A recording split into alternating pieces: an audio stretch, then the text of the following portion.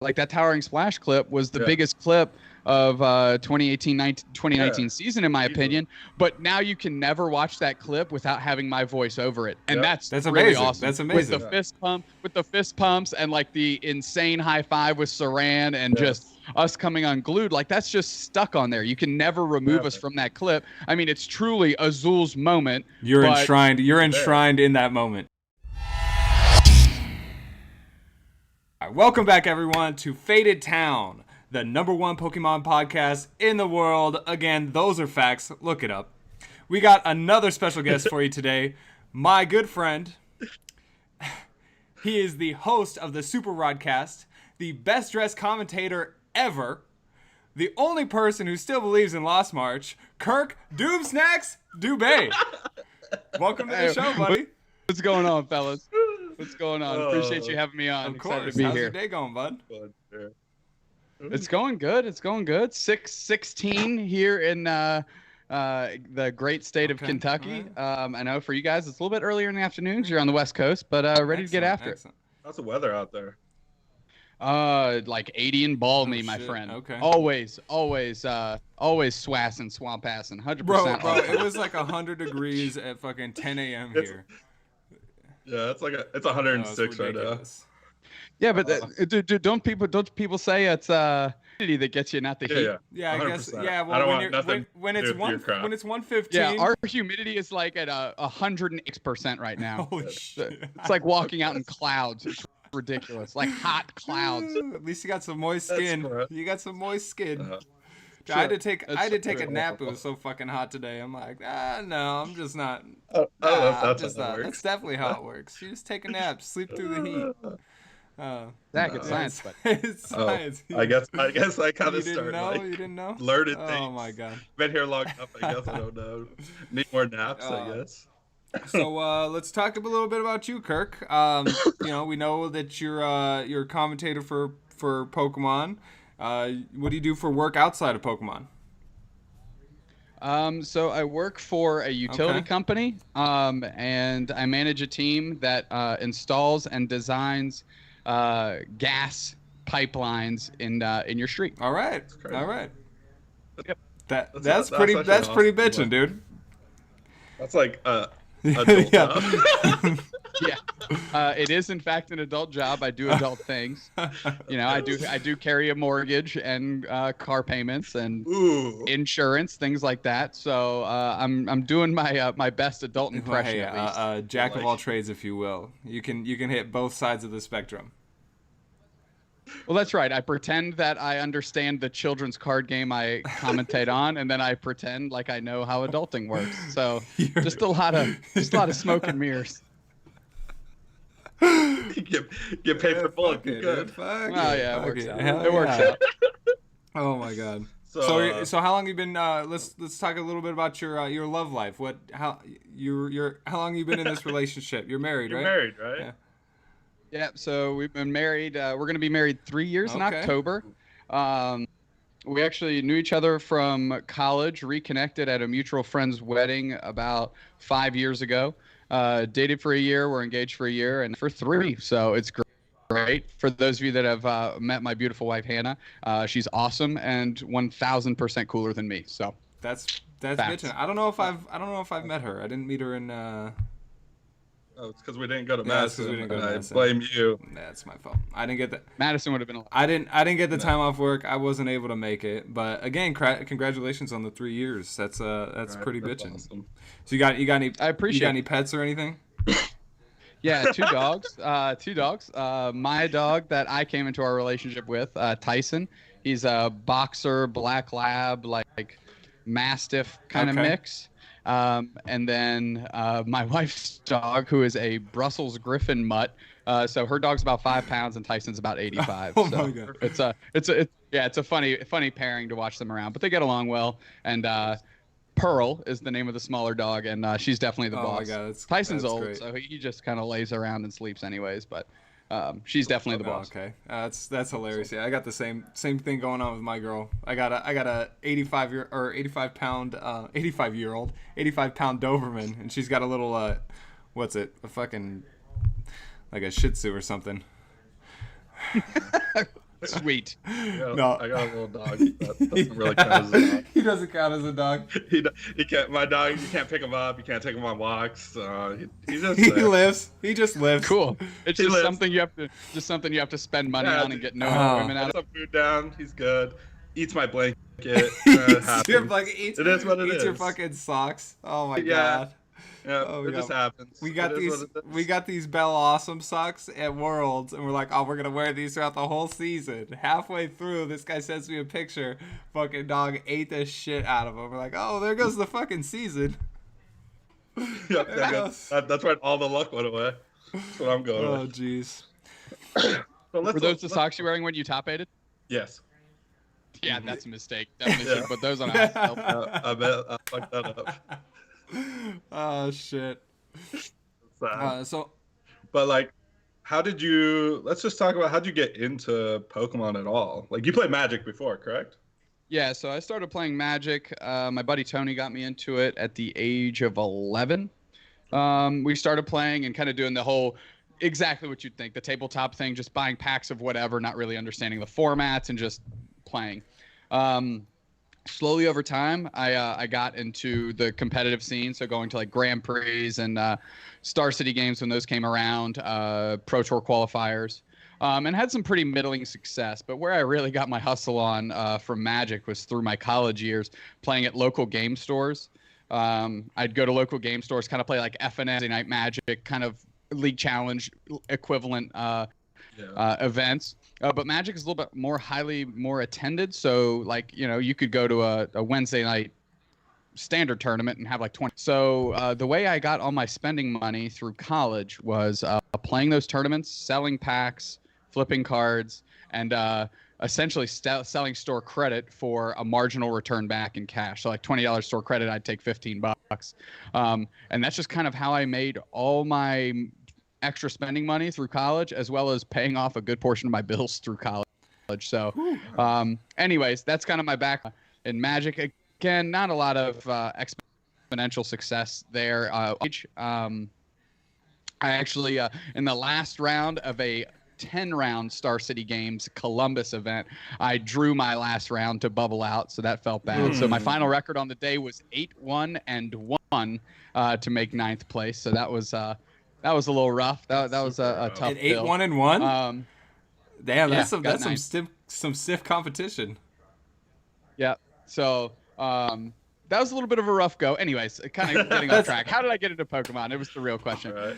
So I started with Magic, and for those of you out there that are familiar with Magic, the barrier of entry for Magic is a lot higher. Pokemon, really, if you want to have the high rarities, the gold cards, all that, of course, then you can start really adding on dollars to your deck. But if you just go minimum rarity across the board, you can really get away with making a deck for about 40. And that was very appealing to me because I liked the competitive aspect of Magic, and I'd liked the price point of Pokemon when I started. So that was the position. Hannah and I were actually gearing up to get married. I didn't want to give up the TCG competitive side that I was so involved in, but I needed to do it a little bit more intelligently. And again, as we discussed, adulting isn't cheap either. No. So that's actually what pushed me to the transition from Magic into Pokemon. I actually still play Magic. I'll go to Friday Night Magic. I don't own a lot of cards. Actually, I don't own any cards. But I'll go to Friday Night Magic when they're doing like booster drafts and stuff. I'll draft, I'll play a couple rounds, and then I'll literally give all the cards that I drafted to a new player starting out or one of the kids that's there. And, for me, the enjoyment was the $15 to play, right? I'm not going to do anything with those cards. If it helps a kid, get him to the level I'm at or to wherever he needs to be, then why not? It's like a free roll. So I get to feel good and get what I want out of the night, which is playing a little bit of Magic. Fitchin'. So that's I give all my shit away too. Yeah, no matter what it is. I just like I'll win a League Cup, I just start giving everything away. They're like, dude, you just want that. I'm like, I don't want this mat. You can have that. Here's the card. And Kevin's like, dude, just give it. I'm just gonna hold. I'm just gonna hold. Well, sure. I mean, I just hold on to it. I'm the facilitator. I'm like, hey, where's my mat? Oh my god, dude, he got top 4 in fucking Portland, right?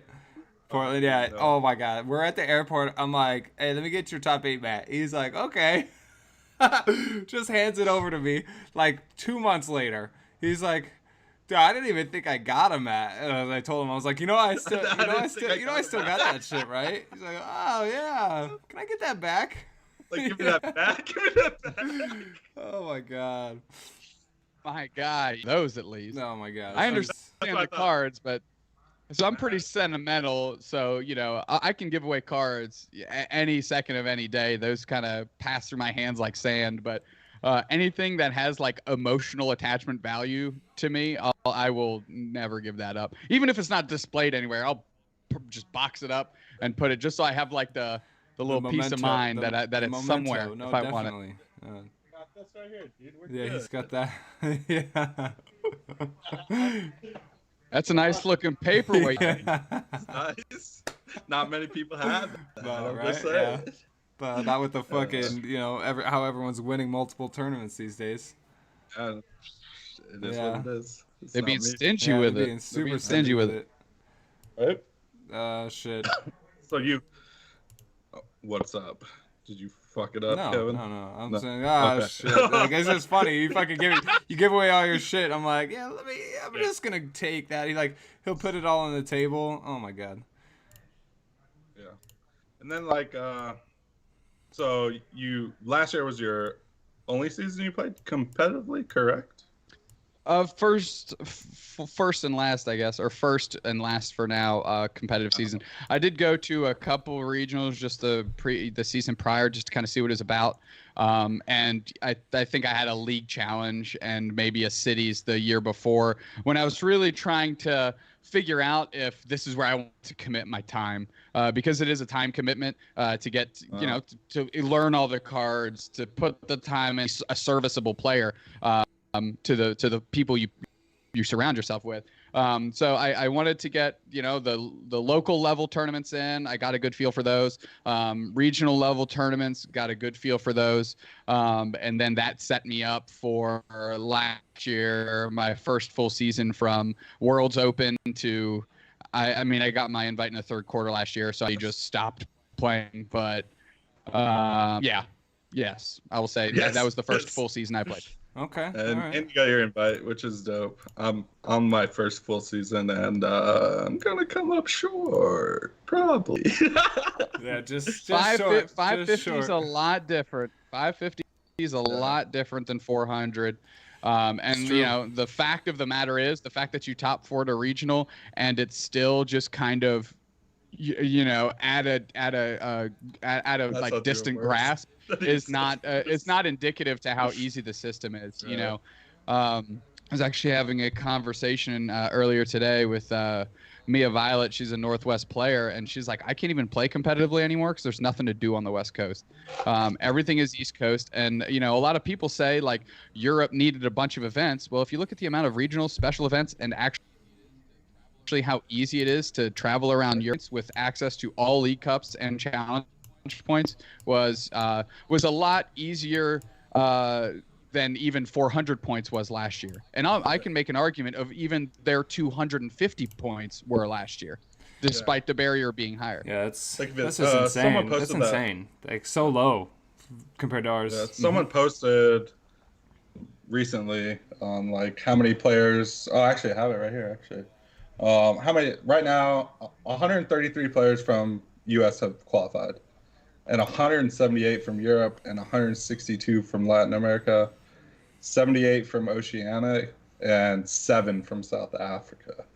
But like you can tell, like the numbers, even though there's probably a lot more players in US and Canada, Europe still has higher numbers.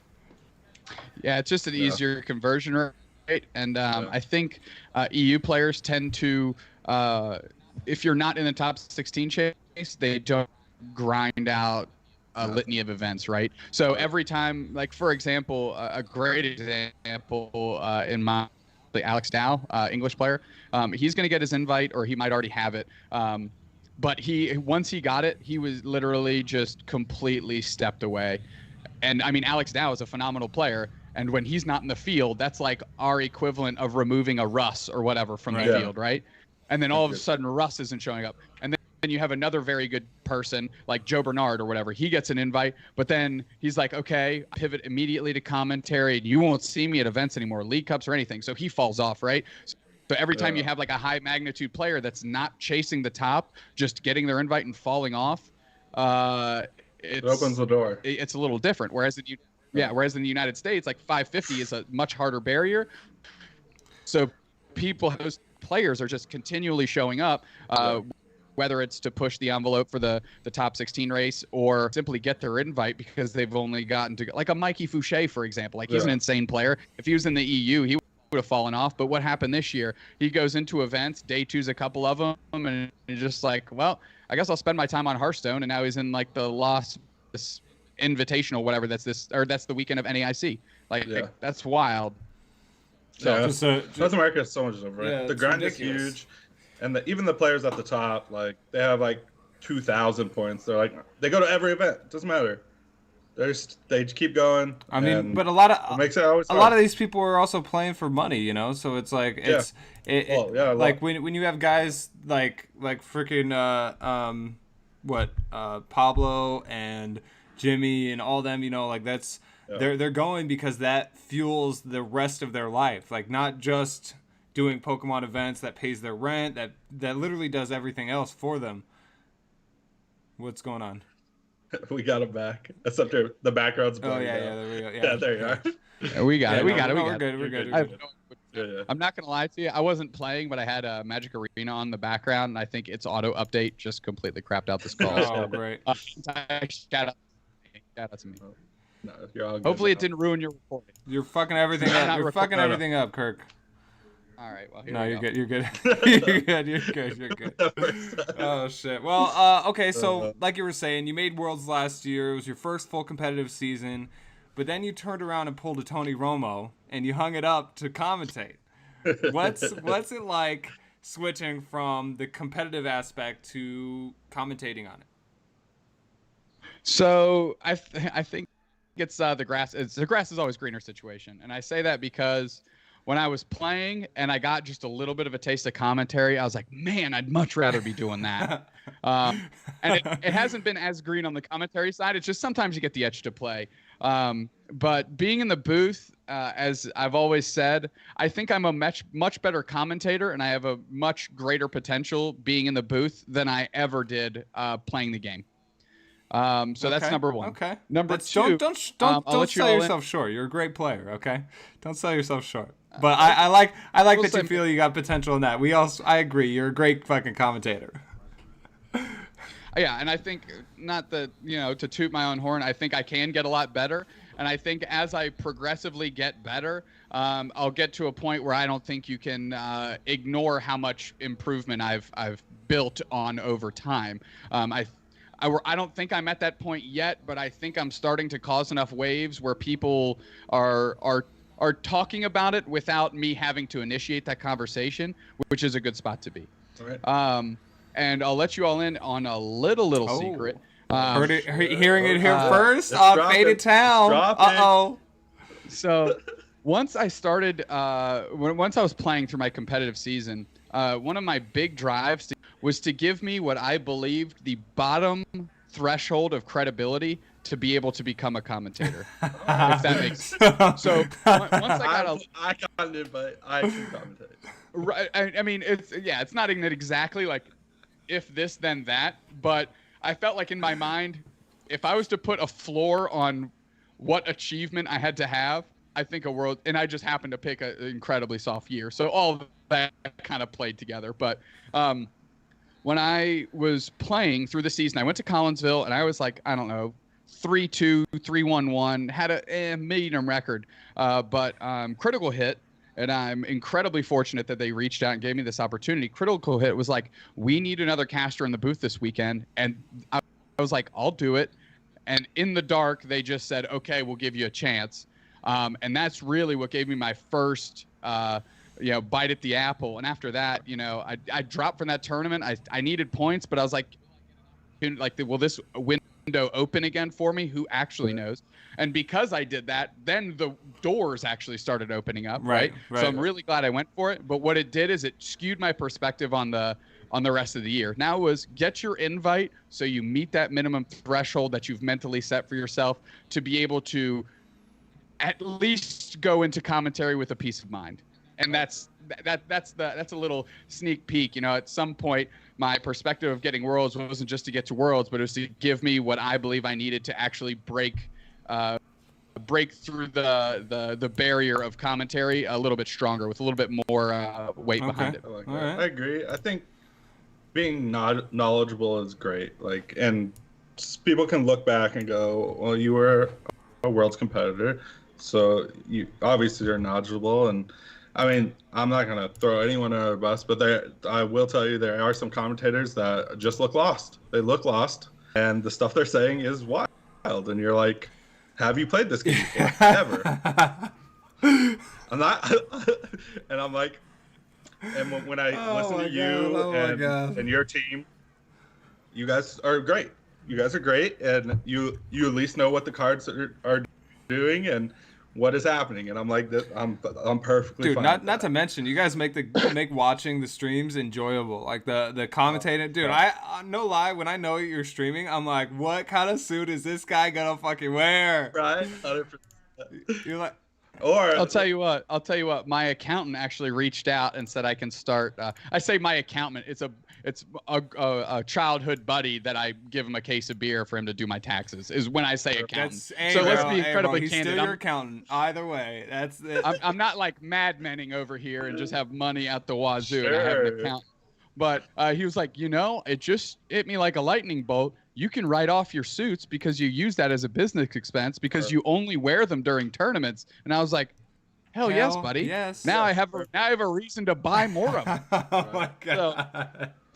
So my old, at least that was the way I could justify it to my old lady. I was like, but it's like a tax write-off. And she's like, what? God, whatever. Just fine. Yeah, as long as you're fucking getting paid back for it. You can buy the tie-dyed full oh piece my god. suit. You're like the Kirk Sager of Pokemon TCG. Do you know? Yeah, or as a Canadian, I like to consider myself the Don Cherry of Pokemon. Over my head. Both of those. Gone. Okay. Well, this will just be a Kevin and Kirk conversation. We're good. Perfect. We're good. There you go. But so who reached out to you? Because you did 5 regionals this year with LGN, correct? Yeah, it was LGN. So how'd that all get set up? The way it got set up is Madison last year. They were doing a stream. Dead Draw Gaming was doing a stream, and it was myself, Jeff Saran, Travis Nunlist, and Russell Lepar. And they really took into account the feedback that they got from that, not only from us casters, but the team and everybody else. They actually had Cedric Phillips, who's the Star City Games commentary. He's going to do a Mythic Championship here soon. And he's also the product representative for Ultimate Guard in North America. He was at the event watching the stream and giving them pointers because they're like, we kind of want to turn this into a subsidiary of DDG as like its production company to stream things. So they got a lot of feedback from him. So like high caliber, high quality of a resource that understands that niche. The fans that watched, the messages that poured in from that, casters' initial response, how we worked with everybody. And DDG established this LGN subsidiary thing. And they're like, we just want to build a team. We have 5 regionals that we have lined up. We want to build a team. And we just want to go with it and see what happens. So fortunately, I was able to say, like, yes, I'll commit to 5 right off the bat. How the other conversations with the other individuals went, I mean, I don't know. Like, as you saw, like, Travis and Russ were out and, Kettler hopped in. So I have no idea how those conversations went. So I kind of consider myself like a contractor of LGN, like, when they want my voice and my jacket, then my jacket, yes. Oh my god. So I was fortunate enough that they're lined up. We want to keep the same team for 5. We really want to go through the paces, go work out all the kinks with the same people, and revisit this at the end. So that's how I got the opportunity to just go in on 5 regionals. And unfortunately for other individuals looking for opportunities, like really just kind of insulate and protect myself and allow myself 5 times to get progressively better. So by the end, I wasn't the replaceable cog in the machine. Yeah, no. Right. I mean, but either way, even from your first one, like you definitely weren't. You bring a lively aspect to the commentator world, especially when you got fucking what's his name? God damn it, you just said it. John. When you got Johnny Boy on there, oh my god, that shit's hilarious. Yeah, it's great. And like so many Twitch clips, like when that dude took, I remember he took 5 prizes off the Beast game.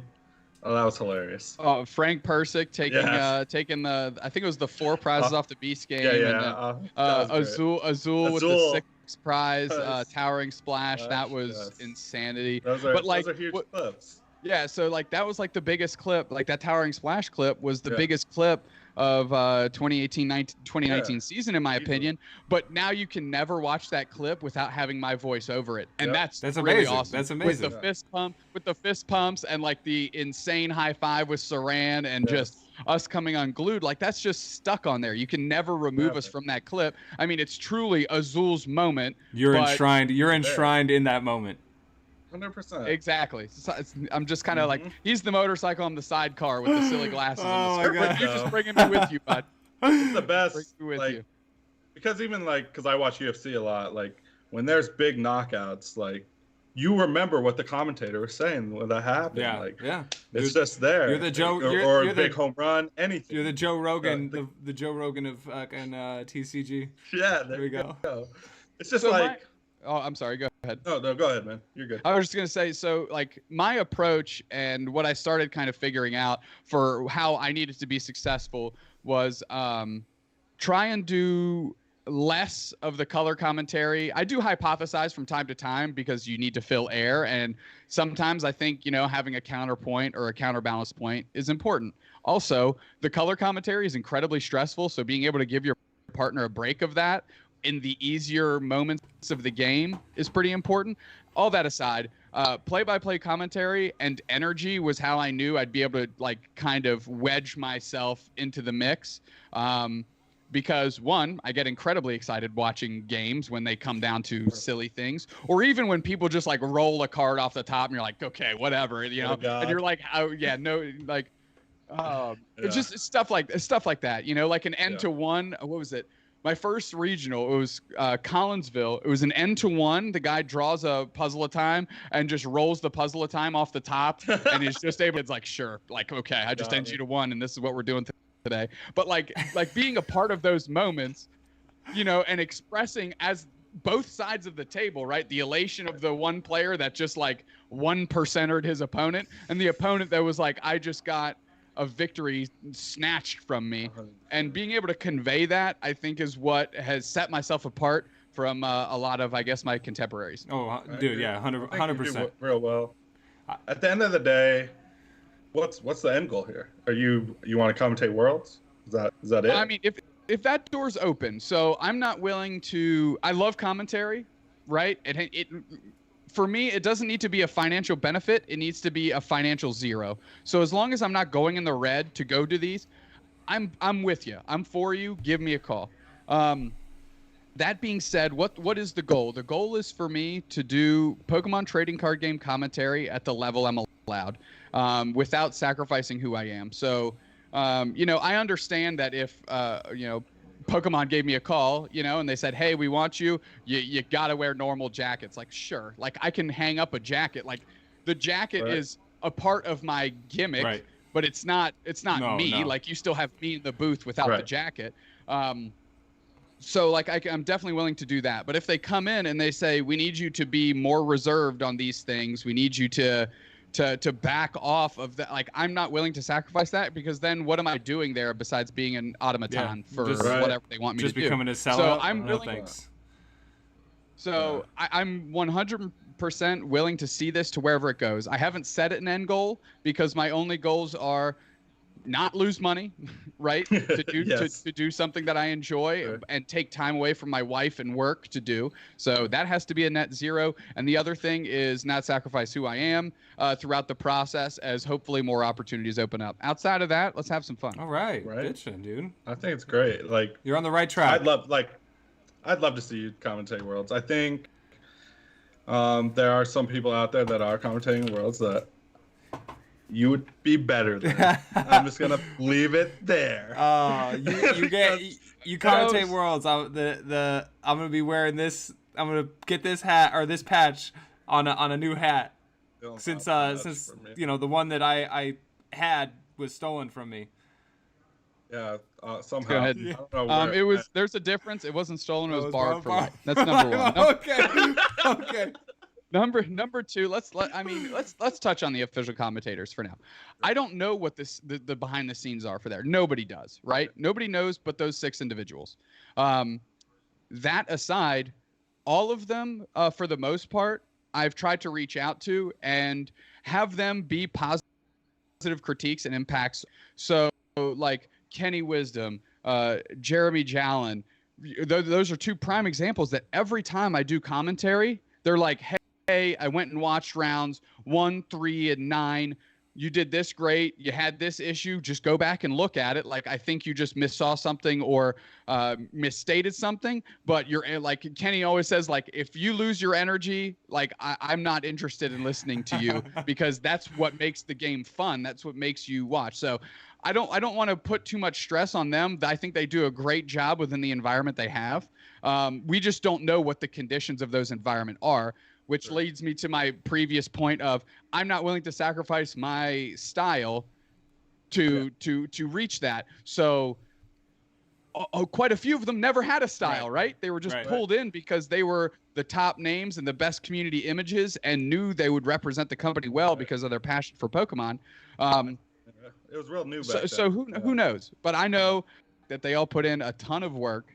And I think it's a little bit harsh saying that whatever they say and do isn't what you like, because maybe that's just what they're told to provide, and that's you can't hitch on them for that too much. I would never hitch on anyone for their style. If you want to talk bland, that's you. Whatever you want to do. I just cannot stand when I'm listening to you and I don't feel like you know what the cards are, or you've played this, even seen this matchup before, or have any clue. Like, I feel like if you're going into the booth and you're going to commentate a game, you should at least have an idea of how certain matchups go up, especially when they're like very like Zorak versus Zorak mirror match. Like, this happens 100 times. You're going to commentate this like 4 times. Please just at least have an idea of what cards are in the deck, and like when I do something, just have an idea. As a commentator, please. You need a sense of predictability, right? Like, you have to be able to be able to predict certain moves, which I've seen you do very well. But like Zach said, there's multiple commentators that don't really provide that. So, but it's also good to see, like, when you reach out to these Worlds commentators, that they're offering their input as well, you know. So it's maybe it's a sign that they do want to see you up at that caliber. You know, I doubt that anybody wants you to lose your personality, let alone the suits. That's half of it. I'm willing to shelve a suit. I'm not willing to nix the personality. No. But like, even having conversations with Joe Bernard, who does the EUIC stuff and some of the events over there, his passion, like, he's one of the Zach's doppelganger. I mean, not far off, but he's an amazing person. He's a great person to have in the booth. They really found some very good players. Nick Pierce is also great, but all that to say, like, I don't know what the environment they have to work within is. I'm incredibly fortunate that LGN has just said, like, try not to curse, like don't do that. And then everything else has just solely been like, whatever you think is best. And that's an incredibly easy and refreshing environment to work in. Yeah. And to speaking to the cards and knowing what they do, I got caught with my pants down a whole bunch in Madison trying to speak to the new Unbroken Bonds cards. And I studied my ass off for that tournament trying to know every little name attack and all that stuff. But sometimes you heard me in there. It's like, man, does this guy even know his ass from his elbow? Like, what is he saying? And I don't know how else to say it, but you get caught with your pants down and you're trying to scamper on your phone, like, but fill dead space, but not have it be completely obvious that you're looking up the attack of frickin' Victini pitches. Oh, shit. I don't think that's the problem. That's not even an Unbroken Bonds card. Oh, man. Like, I think not knowing the name of the attacks is whatever. It's when, like, it's like you can see the guy's hand and they like say something like, there's no way he can make or get this KO. And then you're like as a player, I'm like, well, he just needs a stadium DCE. He has a Lily in hand. He's going to draw it. He could draw into it. And then they do it, and then they get the knockout, and they're like, oh, I guess he could. I'm like, obviously, I'm like that's the matchup. It happens. But, like, if you're like, I don't know Victini's attack, like, I don't know Victini's attack either, whatever. But it's just, like, things where, like, I just don't feel like you played. Like, you just don't, like, you don't know a matchup, and you haven't commentated the matchup ever, and you just don't know what cards are in the deck. Like, before every match, you guys get a deck list? We usually get them either right before or kind of on the fly after it started. We like to get them a little bit before because we have a good distance. At least our setup, we had a decent distance between us, so we could actually start talking about like relevant text in the matchup. Which, when you start thinking about Pokemon decks, it really comes down to those last 4 or 5 cards, right? Like, obviously the context of the deck is important, but the tech cards, the last thing they decided to spend their slots on and they wanted to get, can skew matchups. For example, Reshiram Charizard, the DDG list, playing a second EV Snorlax. So that was huge all weekend. And like, if you didn't get, I don't know if they get the deck list or not, or it would be a lot different if they didn't get the deck list. Then I could understand, like, okay, you don't know what cards are in the deck. You don't know they play that stadium. Okay, that's fine. I guess I shouldn't be so critical on that because I don't know the information of what they're provided, but like, I don't know. Well, it goes back to the having that sense of like being able to predict what each player is going to do to win the matchup, you know, and that just goes along with playing the game, understanding what moves needed to win, and being able to announce it in a proper fashion. So, right. I mean, I'll tell you right now, if a Lost March game is played, Kurt's got it all day. I in fact got that all day. Got that all day. Be the best commentator ever. Oh my gosh. Unfortunately, nobody's ever playing it or doing well with it. Yeah, no. Shoulder shrug. We'll be all right. Yeah. No, Lost my troll. We'll see. We'll see how that goes next season, right? I'd immediately play it for NEIC, hands down, no questions asked. That's insane. You would always play it. Like, that's not even a question. I can't even ask you. That's fair. That's. Should I hit up? No, okay, he's just gonna tell me to play Lost March. The field is 75% wheezing. Lost March, baby. Let's go. Can't lose. Oh my god. Oh, all right. So let's switch gears a little bit. So speaking of NAIC, speaking of, bringing up Worlds, what's your plan for both? So you've already commentated on your 5 that you've pretty much said that's what you signed up for this season. Is there anything else that you're looking forward to, or is your season pretty much done? It's unfortunately pretty much done. I was actually got the word came down today with work. Sometimes I have to go on call, and I'm on call for NEIC, so I won't be able to attend that, which is a bummer. I'm registered. I'm not going to go solicit for my money back or anything like that. I'm just going to send a message to Dana over at Arcanine Labs, say, hey, if you need to drop me, that's fine. Hold the money, whatever. I knew it was a risk buying into it, but I very much so wanted to live the dream of going to NEIC, winning it, getting my 500 points, and then whiffing the invite because I wasn't going to go to Worlds anyways. That's the perfect dream scenario for me. Exclusively for me, selfishly, but also because I think it drives a very, very important point home on how the structure is right now. I think there's no better way to highlight the deficiencies in the current system than a statement like that. Winning an NAIC and still not making Worlds. Yeah, winning the largest tournament of the year, including Worlds. Yeah, by far. Capacity-wise, and then still not qualifying, that seems completely sideways. So that's all wrapped up into that. But Worlds in DC, I haven't given it much thought. I never really had any set like a mindset to go. So I actually eyed down just a couple August League Cups just to go have fun and hang out and see what's up. I just kind of have an itch to play, and it's before the full swing of the commentary stuff starts, if that is a opportunity afforded to me again. So that's just kind of where I'm at right now. I don't even know which season the League Cups feed into anymore. I think anything after July is next year. So anything I guess after NAIC is next year. So that makes sense. Yeah. So yeah, that's gonna go play in a couple local events and leave it at that until hopefully the regional thing picks back up for 2019. Well, you got to do me a favor. You got to try and make it out to the West Coast because it is hard as shit. I work a pretty strict schedule, so it's difficult for me to get out to the East Coast for most of these tournaments. So you gotta come over here, bro. At least come to Vegas. At least come to Vegas. Come on, we got to kick it like Nashville. Yeah, we'll make a play for it. We'll make a play for it. All right. There we go. So coming back to the card game, is that an option? Is that something you're thinking about, going for a Worlds invite again? Going for a Worlds invite, it'd have to be a really specific set of circumstances for me to do that. But playing the game is never out of the realm.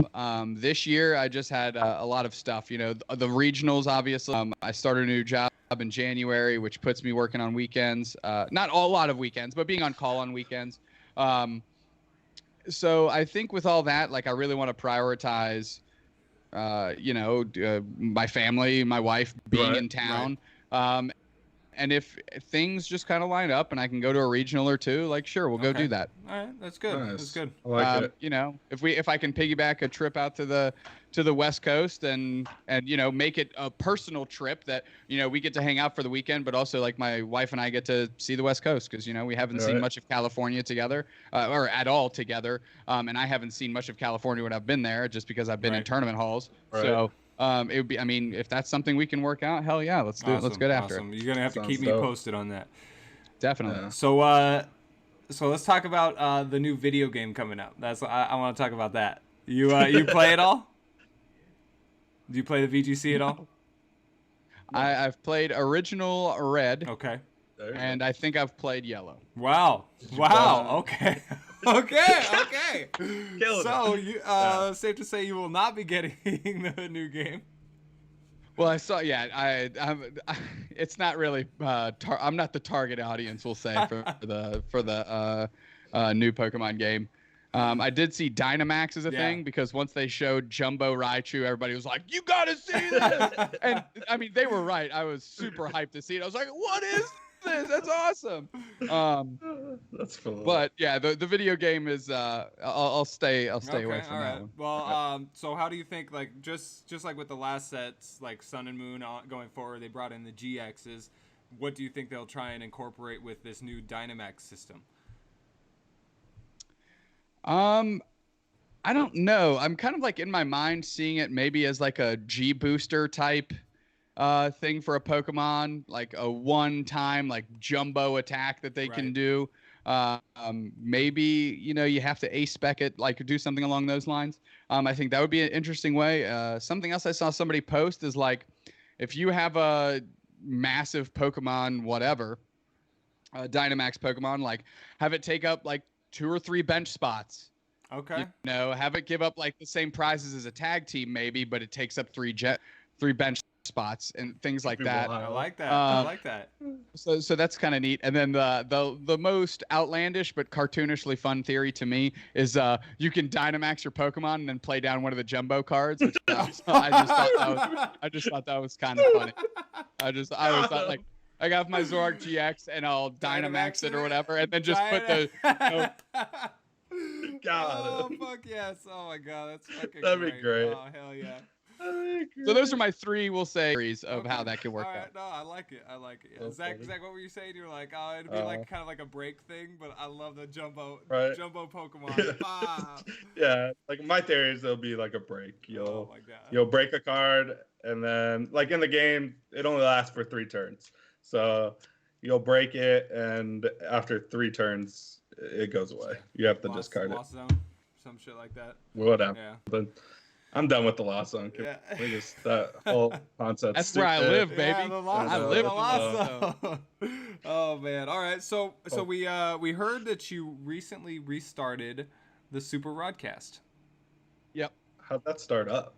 First, it was a conversation Jeffrey, Saran, and I were having in Madison. We always really enjoyed it. We always had a good time with it. Well, no, how did it start initially? Oh, I'm sorry. Like in the way back. Right. Yes, let's go. So not the resurrection, the actual beginning. The actual beginning.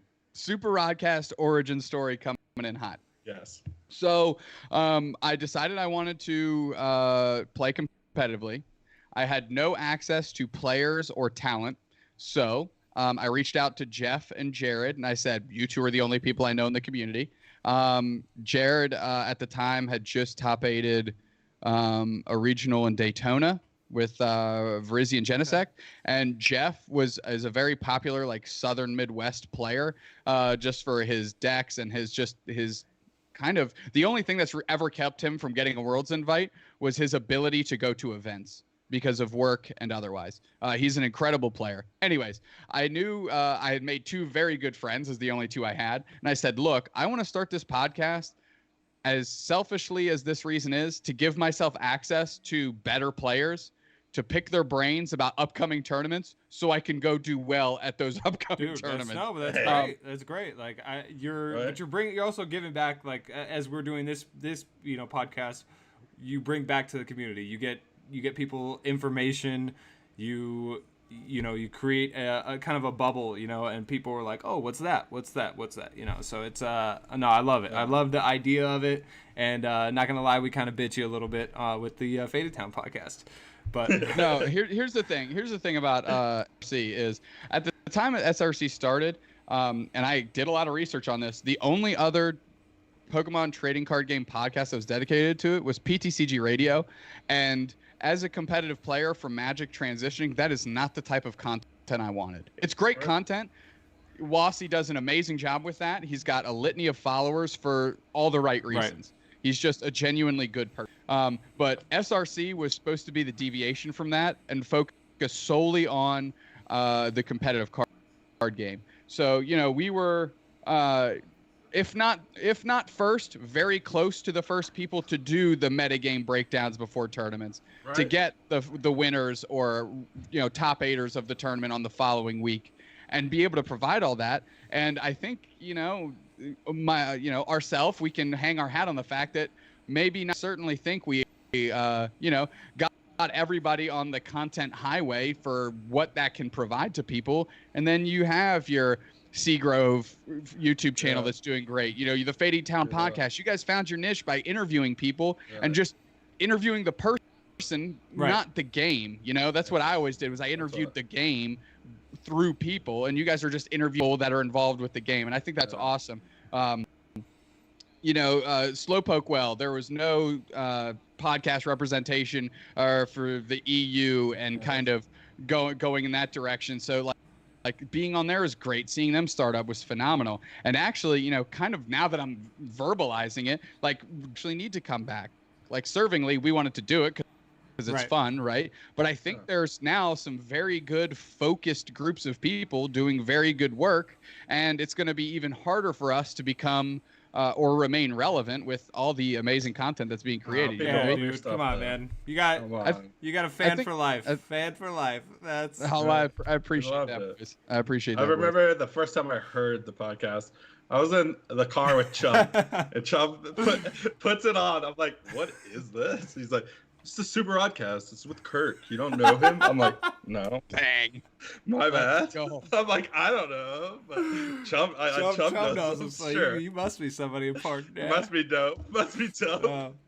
For just to kind of bubble up SRC, I just got to give a couple shout outs to that. Obviously, Jeff and Jared that helped me get it off the ground and kind of give me, who at the time was an absolutely had no name in the game, help. Also, a huge shout out to Russell LaPark, who really helped prop us up by starting posting our episodes on someone's PC as free content.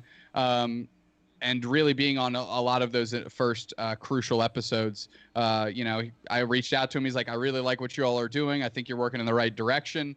I'd love to help you guys out. And he really gave us some legs there. So a couple shout outs to sort out while we're talking about SRC. Awesome. Well, so like you were saying, you spoke to Jeff about the revitalization of the SRC. So how'd that all turn around? So we were in Madison. We were just bullshitting around and having a conversation. I was like, I kind of miss just hopping on calls and, doing exactly what we're doing now, and it's a lot of fun. It's how I met a lot of people in the game without actually getting to, having to physically connect with them. So when we did, it was, barriers already broken down. But we were just talking about it. I was like, if we do this again, let's take all of the weight off our shoulders. No Patreon, no episode release schedule. Like, let's just do this when we want to do it. Give people a reason to still have to be subscribed to our feed and just go with it. I mean, I've still got some playmats, some shirts that, for any events, if I make it out to any big event, I'm just going to lug those around. If people want them, I'll hand them out. Like, who cares? Like, why was it ever? We want them. We want them. For the merchandise stuff, the idea was always to break even, just to get our name out there in that sense. But, like the Patreon stuff, I felt like I owed those people more than what we were giving them for what they were investing in us. And that's a terrible spot to be in, which is why I just kind of dissolved the Patreon, if you all recall, kind of in our last few episodes. I was like, this isn't right. This isn't ethical anymore. I don't think we're meeting the right amount of standards that we should. So once we kind of laid those ground rules and we were both in understanding, like, let's just get back to how it started. Let's have some fun. Let's call some people up and bullshit around, whatever that looks like. I'll edit it up with our silly music in the front, silly music in the back, and we'll ship it. I think in the opening I even said, like, Super Oddcast, the most spontaneous podcast discuss. Or sporadic podcast, that's the word I use. Sporadic podcast discuss, Pokemon trading card game and its community or whatever. So might have to adjust the intro and outro. I was a little rusty on those, and man, my editing skills had gone to shit too. Because that one doesn't sound too great, but promise you all the next one will sound better. We're definitely looking forward to future episodes, and we will be tuning in. Especially speaking as a previous Super Rod Patreon. Which I appreciate. I got you, buddy.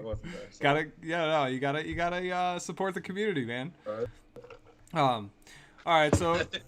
I just want to say, like, I think that's one of the biggest things is that there's room for everyone. Definitely.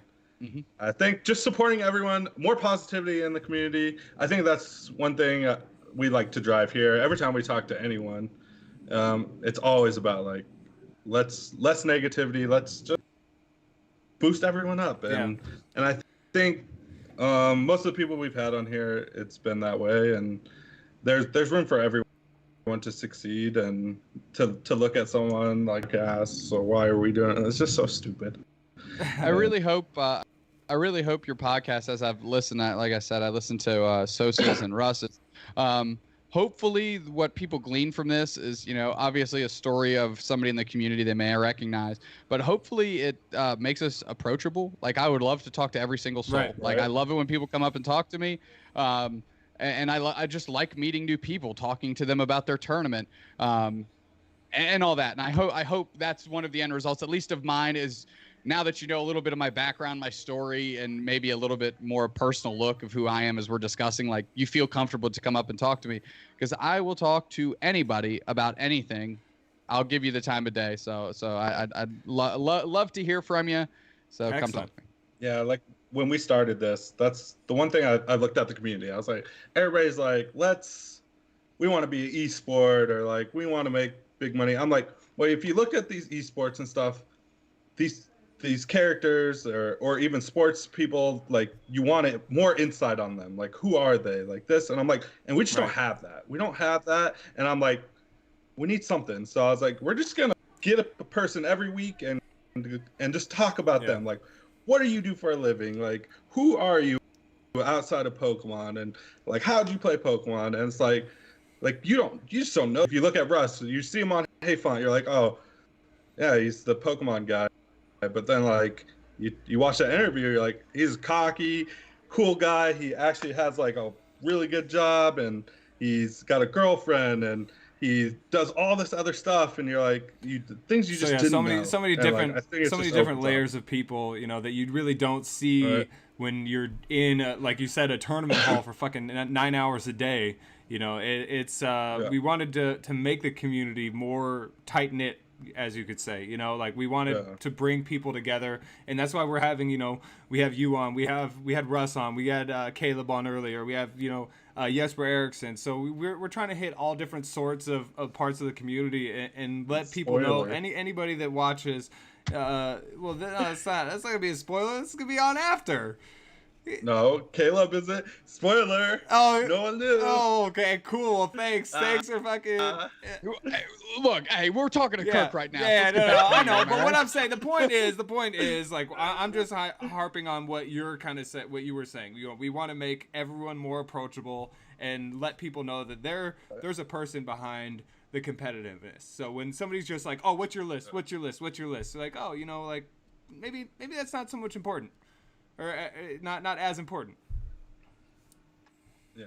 Also, what's my list? I have given a list to every single individual that has DM'd me to the best of my ability. So that's number one. Number two, after I give you a list, just say, all right, let's chat like normal people. I'm down with that. I'll give you a list. I'll give you your initial question, and I'll have a chat with you. All right. Respect. There you go. Okay. This here first, Kirk needs friends. Kirk, you got plenty of friends. Shut up. Don't listen to that fucking guy. All right, well, we're going to wrap it up. We want to thank you again for being on the show. Is there any shout-outs you want to do before we close it up? Of course. Huge shout-out to my beautiful wife. Shout out to my family, obviously. Shout out to you two for having me on. A friendship that was formed in very interesting fashion, but glad to call you both my friends. Zach kind of lived vicariously through you in your top 4 run. That was a blast to watch, and I messaged you as soon as the tournament was over. I was like, "Fuck yeah, dude, let's go! That's awesome!" So super proud of both of you, Kev. You're the man. This hat is mine. Sorry, buddy. It's all good. I've relinquished the ownership to you. Hey, you're good. I appreciate it. But also just a shout out to everybody in the community that's ever supported SRC, that tuned into any stream that I've been a part of, that just tunes into streams, period. You know, LGN does its thing, but Critical Hit has an amazing team over there, and they do their thing. And these grassroots streams need people to tune in.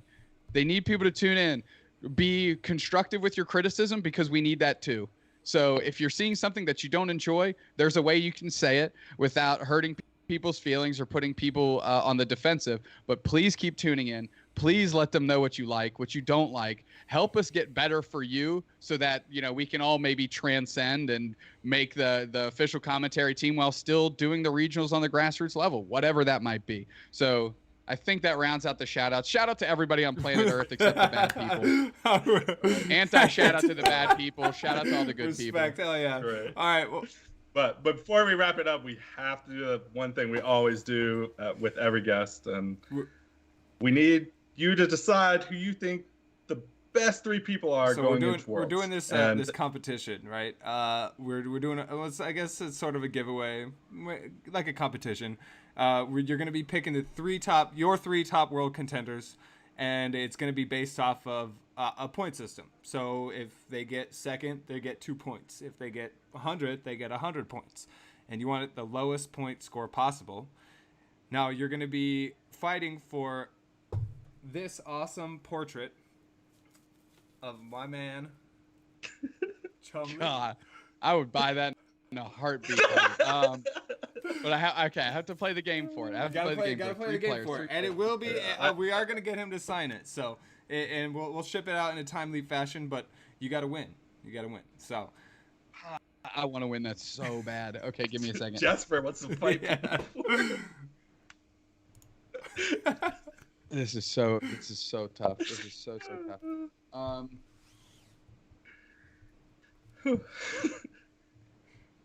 I'm gonna say I'm gonna start with Pablo Meza. Okay. That guy is just ingrained in the game. Although doesn't go to a lot of NA tournaments at the back end of the season, he's never not stopped playing. Yeah. So I have to give the tip of the cap to him. I think you're insane if you don't choose Azul Garcia Griego. That man is on fire. Just know that you're not the only one to pick Azul, so it's some stiff competition. Okay, and I don't get to know what anybody else picked. No. Right? So I don't get to try to like pull a wild card and just try to like spike this thing. Okay, so Azul, Pablo, and I get one more. Yeah, order doesn't How matter. dark horse do I want? How bad do you want to win this portrait? I'll tell you right now, there are some people they're not messing around. They're like, I am picking the best 3 people I can think of in my head. There's no way I'm losing.